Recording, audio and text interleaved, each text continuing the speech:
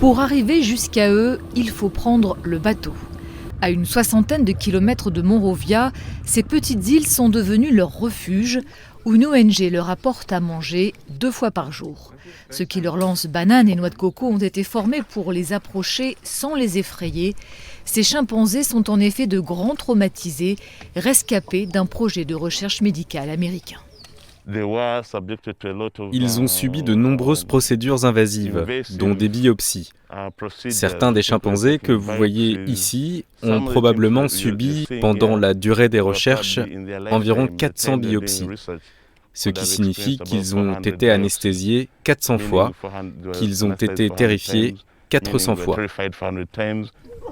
Ils sont en tout 65 chimpanzés répartis sur 6 îlets dans une embouchure donnant sur l'océan Atlantique.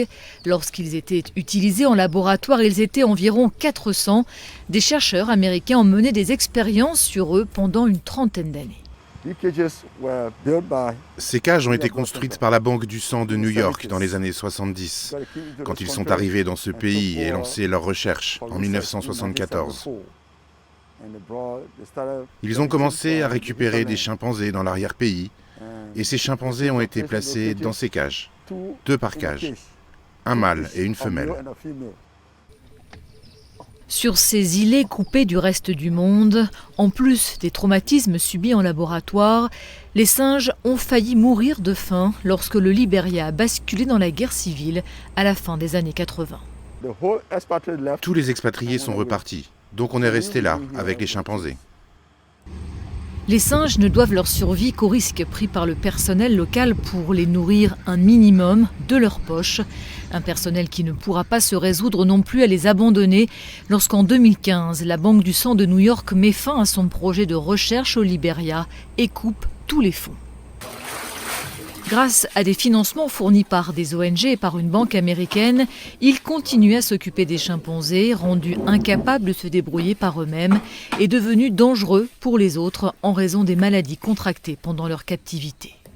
Nous ne pouvons pas les relâcher dans la nature en raison de tous les tests qui ont été effectués sur eux.